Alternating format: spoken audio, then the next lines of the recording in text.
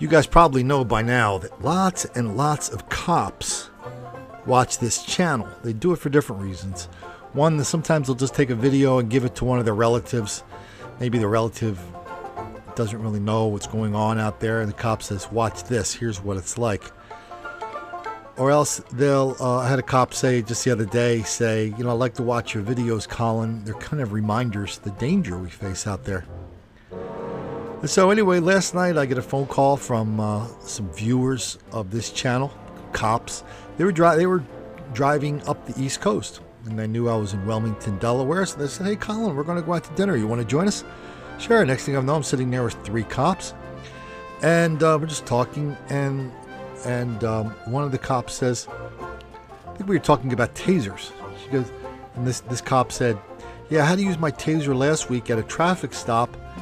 The person was being uncooperative and threatening and all this other stuff, and he wouldn't get out of the car. And I pulled my taser out, and I tried to tase him, but he drove off, and so he dragged her.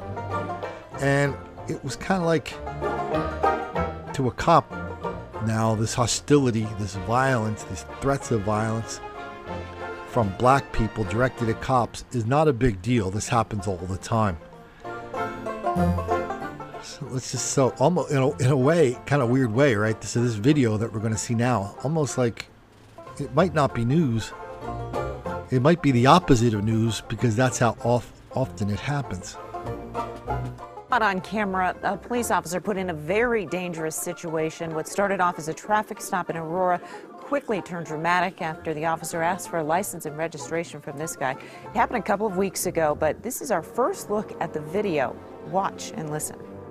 You got driver's license, registration, proof of insurance?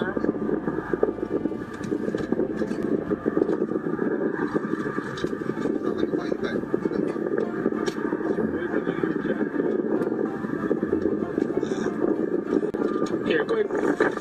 Stop!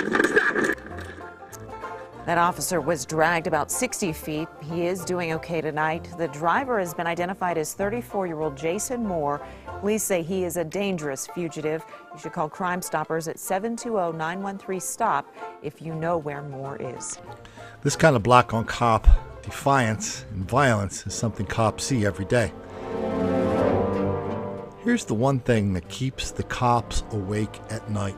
Not the threat to themselves.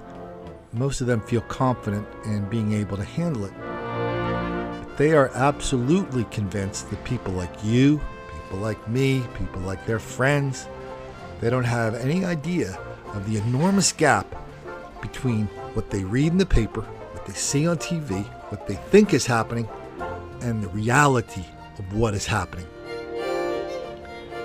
That's what scares cops.